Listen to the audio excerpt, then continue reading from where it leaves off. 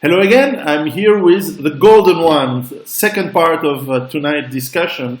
And you used to live recently in the last few years in Ireland. I think it's no secret. Yes. And you've been around internationally, and you've come back home recently to Sweden. Yeah. How is Sweden after many years out of the country? Well, I would say on the comparison between when I was growing up in the 90s in Sweden and today, it's two completely different nations. That much I can say. It has been a rather gruesome transformation over this last 20 years or so. Yeah, you hear a lot of bad things coming out of Sweden. I would say, and I explained this in a video recently, the gruesome thing with Sweden is that we used to be in such a good position. We used to be such a nice country, such a prosperous country, and then we went from so good to not so good anymore. So that transformation in such short amount of time is the gruesome thing. But Sweden, compared to the UK, for example, we're in a better position than the UK and the Americas as well, for that matter. But yeah, the transformation is rather horrible, to be honest. Okay. What's interesting is that as I said, I'm a bit older than you, and I used to go to Sweden for business. In the 80s and 90s, and I also used to go to Gothenburg, so in the southwest part of Sweden, for personal reasons, let's say, and obviously it was a beautiful. First of all, it was a beautiful landscapes, beautiful lakes, beautiful big country, lots of wild open forests and mountains and sea and coastlines, beautiful country, and beautiful in the summer, beautiful in the winter. Very nice and friendly people, perhaps too nice, perhaps way too friendly. And I had friends. One of my best friends, he moved, very poor Italian guy, in the 70s. He moved to, actually in the late 60s, early 70s, he moved to Sweden, and he became one of the wealthiest Swedish guys in Sweden. And he built companies from scratch, and it was land of opportunities. But at the time, he respected Sweden. He learned, of course, the language, and he worked really hard. And he came from nothing, and so Sweden for me had this. It was a different culture than mine. I'm Swiss, but I'm originally Italian, so it's a very different culture. But it was a serious country where you can do business, and from what you're saying, this seems to have been squandered, and the money, the richness that is still there, is being thrown away. What is the psychological? What happened? Yes, so we have two waves. Like the first wave of immigration was from other European countries. I mean, Sweden and Italy, it's yeah, we have our differences, but it's still like white Europeans, Christians as well. So they integrated, and it was nothing strange about that. Just if I would move to Italy, I would probably fit in quite well also. So that's sort of the woman will like you, I can tell you. Yeah. They like blonde people in Italy. Ah, right, yeah. I'll have to come and visit Italy. It's so much to see there. So anyway, it was like, yeah, Italians and the other Europeans came in to work, basically. So the companies had like, okay, we need some people to work here, and they came here, no problem at all. And this was during the 60s and 70s. Then there started coming in refugees from the Middle East and people from North Africa, etc. They obviously have a different ethnicity, different culture altogether, different everything, and they didn't get into the workplace, to the workforce either. So it was many different components. So they weren't compatible immigrants in the same sense. And the Swedish welfare system, so strong, so massive, so robust and capable. So people didn't really think about it because we had all the wealth in the world, too rich. So it was not necessarily that we were too nice, it was that we were too rich. So we could just, we can take care of 100,000 people coming in this year because we have so much money. But the problem was that we just put them in a segregated area where they could just live off welfare. And I mean, that's not a good way for anyone. It's not worth it for them, and it was not good for us either. So it was catastrophe in management, and obviously the Swedish psyche then was to, in a sort of almost condescending way, take care of these people instead of placing demands upon them.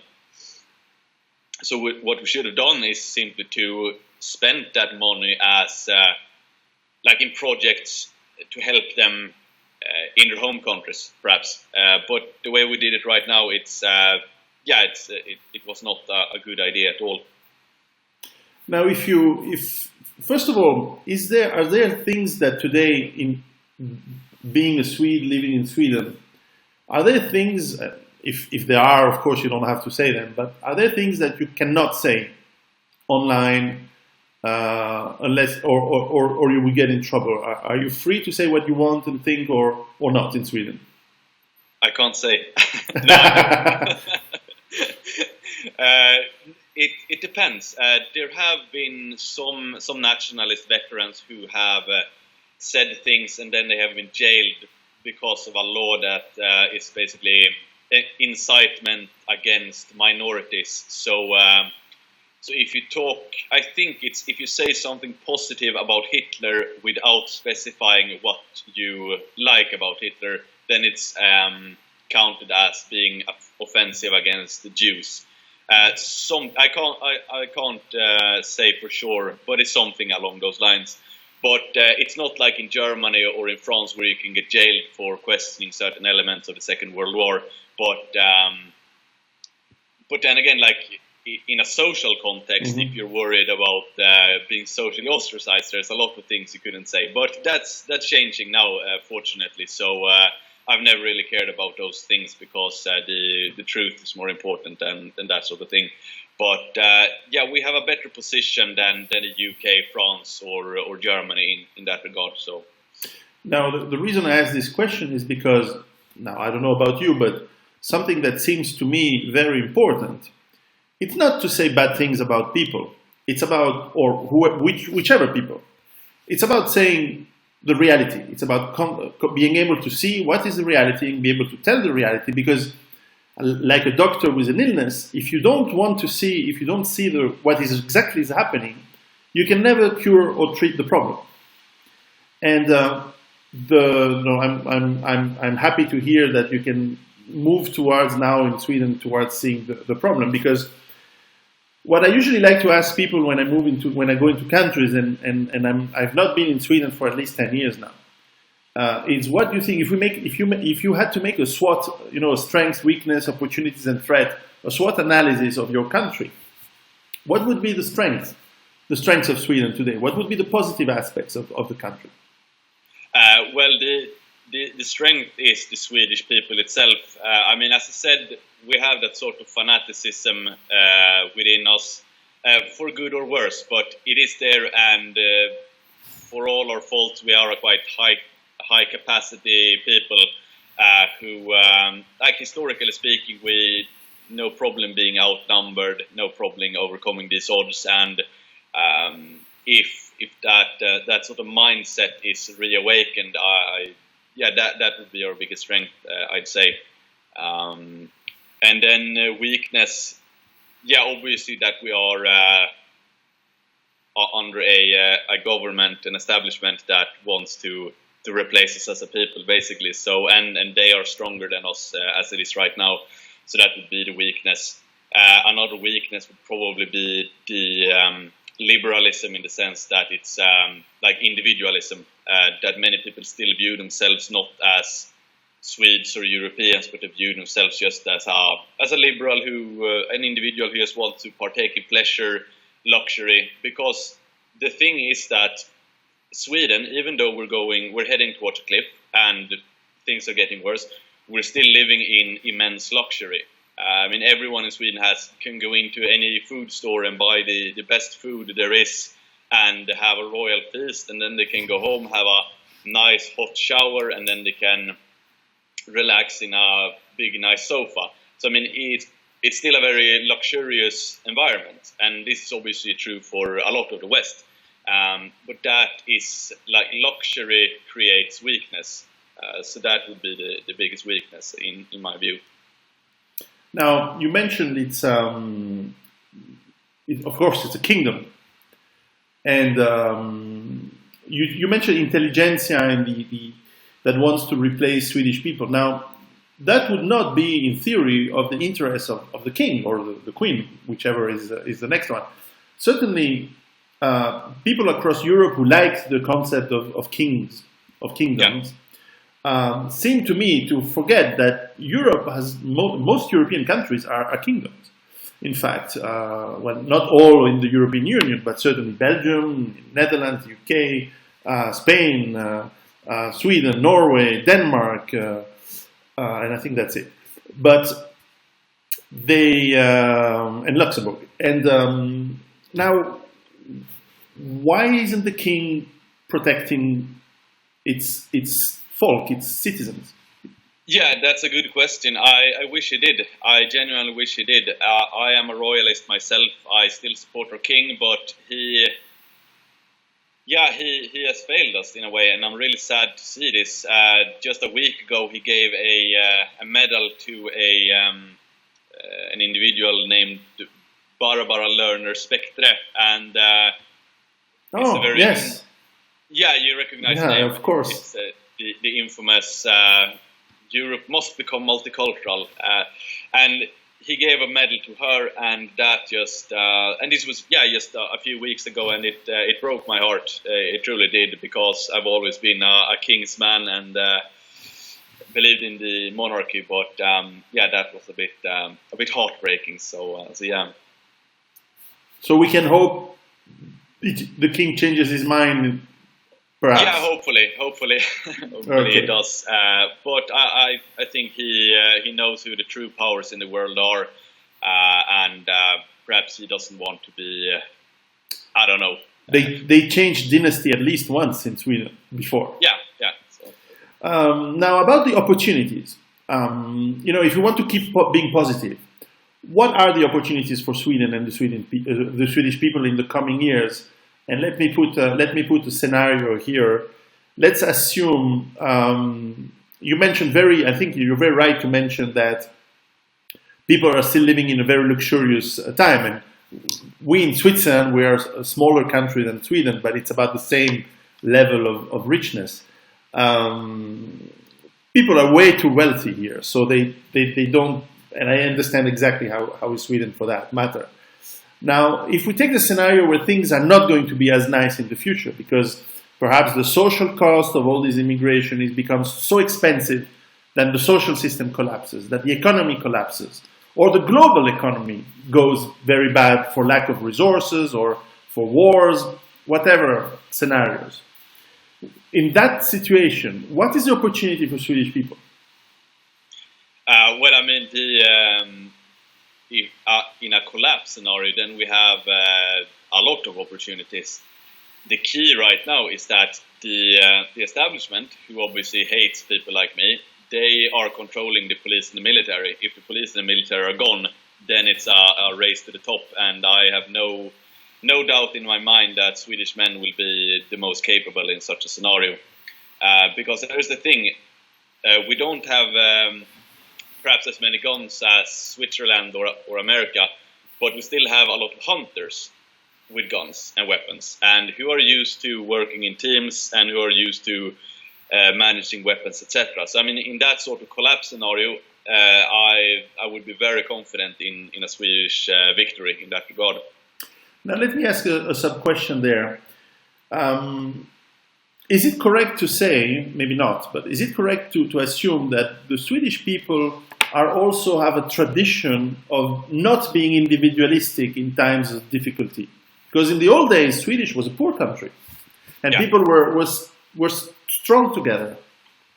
Yeah, I mean, it's a bit of a paradox because over the last 50 years or so, we've become more individualistic.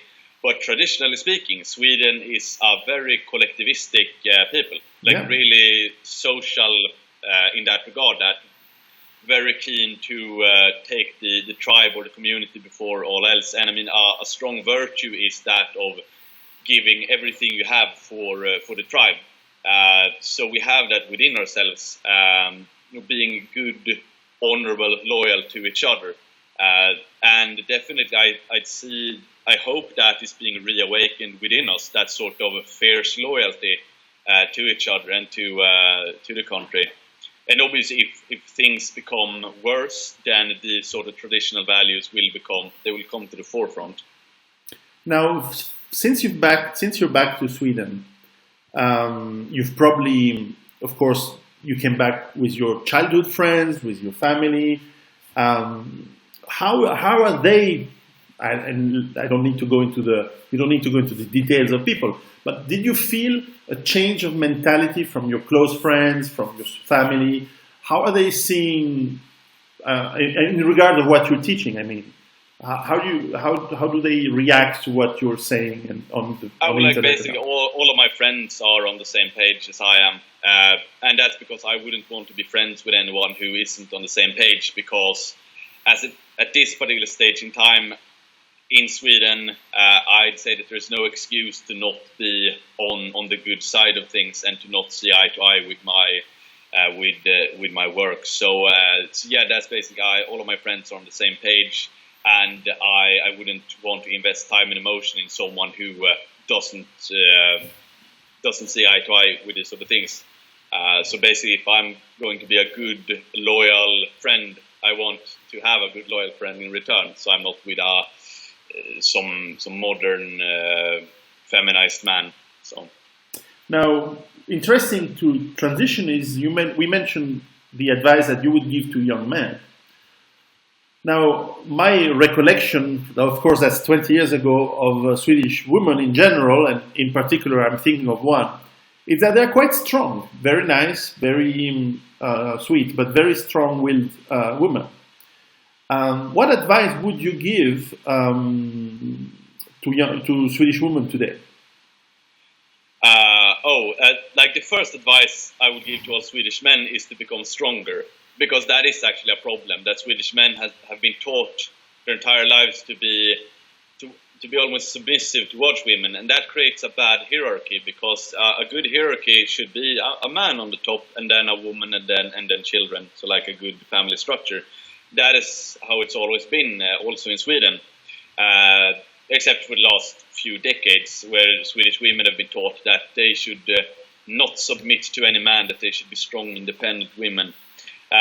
So my advice to Swedish women would be to relax a bit and to perhaps be a bit more feminine and accept their roles as women instead of being bad men, because ultimately they're not happy with being career women.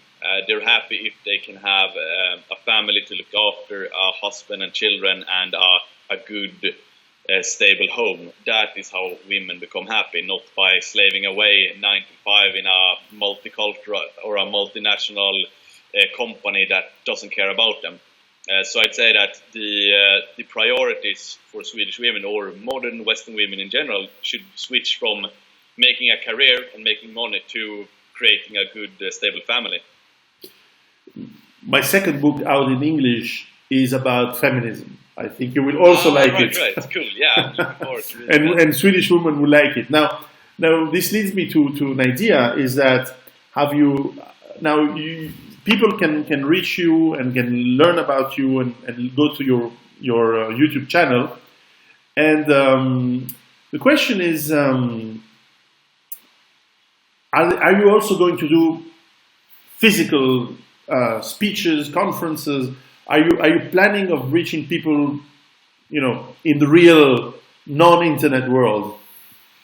Yeah. So what I've done in Sweden is I did this 2016, and I've done this last year as well. Is that I rented a locale to like a martial arts locale, and then I invited different guys to come and train and just network a bit, so they see like, oh, here is other guys who are on the same page. So it was training and networking. So I did that 2 summers, 2016, 2017. Gonna make it bigger now for 2018. Same concept, just training, networking, getting guys together. And then also I've been to some conferences in Sweden. During the autumn I was invited to the Netherlands, and I held a speech there at Erkenbrand, which the Dutch media has written several articles about the right-wing extremists, the golden one, coming and radicalizing them. That's okay. We should. No one should be ashamed if the media says anything like that to us, because who cares about the media anymore? Yeah, I mean I was proud. It was like a feather in my cap, so I was proud for that extra recognition. So yeah, then I'm going to American Renaissance in April, and then I might go to Finland on a conference in April as well. So and then I'll probably go back to Belgium and the Netherlands in the summer as well. So I'm trying to be out there, trying to meet people, trying to network and show that I'm there. This means we'll end up meeting face to face soon. That's good. Oh, excellent. Yeah. So yes, overall, we didn't do the threats, but but obviously you mentioned that. Overall, you're positive on the future of Sweden. Yeah, I am. As I've seen the last few years, we've gone from, if the Overton window was here, we've gone very far to the right in regards to what we can talk about. So 4 years ago, you couldn't, well, I mean, I've always been open about my views because, that's just how I am. But many people, they were afraid to say that there is anything wrong with mass immigration. But now everyone is kind of agreeing that this was a mistake.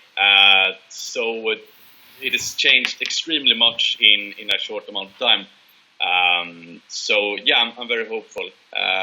And the nationalist guys who've been at it for longer than I have, who've been nationalists for about 10, 15 years, they are also very optimistic because they've seen things go so slowly for so long. But now it's changing quite fast for the better. So yeah, I'm very hopeful for the future, actually. I forgot before when you mentioned, we talked about the woman. Now, Sweden really does have, if I read the statistic, a very, very high level of rape, which was unheard of before. And now, women are aware of that. They start to be a bit scared, or the media is covering it up. How is it working? So the rape statistics are actually a bit exaggerated, and what I base that upon is that if a woman has been in a relationship, she can accuse her husband or boyfriend of rape, and then every single time that has happened, that's being reported.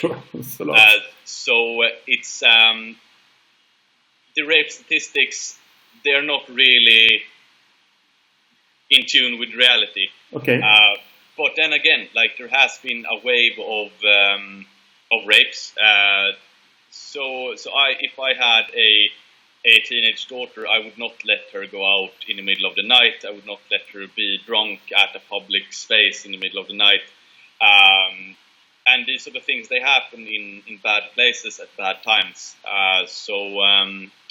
No, because indeed, in the book I wrote about feminism, I did mention this phenomenon, but obviously not in Sweden, but I did mention this in France, where you have statistically 300 women raped per day, and which is high. It's very high. It's not South Africa level, but it's quite high.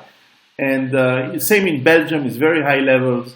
And for example, in Germany, as you know, a lot of women are starting to be aware of this problem, and not only they start, if you're a self-defense teacher, you're full of business now, because all the women want to learn to self-defense, which is a good first step. The selling of the little mace gas is up to the roof, and that means that women, because they are scared of that, they also change politically in how they vote, because once they switch to this guy is for sure friendly because he's a foreigner, therefore he's nice, to I'm scared shitless now and I'm going to vote accordingly. Do you see this? Germany is switching right now at an incredible speed because women talk a lot within themselves. Actually, often they only do that, but they talk a lot. How is it in Sweden? Do they realize this? Do you see this change in the woman population? Perhaps not at the same pace as we see in Germany, but slowly but surely they're getting there as well, the women. Because, as I said, in general interaction, even if it's not a rape, it can just be an uncomfortable stare from a non-European guy or something. So I mean, they feel that, and obviously enough such encounters will get them to change as well. So it might not happen. We have an election coming up this year. I'm not sure about the women's vote, but perhaps till next election, I'd say many Swedish women will be on board with a more right-wing agenda. Because this is something I do believe in, but what us men, or the men who listen to you, what should they do to help or protect or convince the women to let them be helped to be protected by us men, because we're the only ones who can protect them? Yeah, so two steps. First and foremost, just be ready at any given moment, basically. So it can be on a 8 o'clock on a Friday evening if someone's going back from work and it's a bit dark outside and they see something. Okay, be a bit alert. Or by the same token, at some other place in the running track, because there's been rapes there as well. So this is something I've done as well, just for some extra duty, going running there and just keeping a sharp mind, because anything can happen at any time. Now, usually it doesn't happen, and usually a male presence is a good deterrent for anything to happen. The second part, more importantly, is to make sure that you don't let your daughter or your sister or your girlfriend go out to a bad area at a bad time. Because here's the thing, most of these things happen if a woman has been at a party with a group of non-European guys. I mean, I'm not victim blaming, but I'm saying that if you want to avoid it, don't be in those places at those times. And what I ask myself in those situations is, where is her father? Why didn't he say, you know what, you're not allowed to do this? So I hope for my generation, when I'll have a teenage daughter in 20 years or so, I hope that all fathers then will say, okay, it's absolutely natural that we set boundaries. Okay, you can't be at this place drunk, wearing these sort of clothes in the middle of the night, because bad things will happen. So, but today, I think fathers are a bit scared to put their foot down. But that, I would say, is the number one step. Just be a bit more firm with the restrictions where the women can go. Okay, so you're young. You're 28. So what are your plans to have many children, many Swedish children in the future? Well, hopefully within a year. So I said to myself that 2018 was 2 goals. So first goal was to finish my book, and second goal was to acquire a fair maiden, and then the production of Glorious Children will commence. So I'm working on it. Excellent, that's a good plan. Well, thank you very much for your time, and we'll certainly meet either in Sweden or elsewhere. Definitely. Take good care. Ciao. Ciao.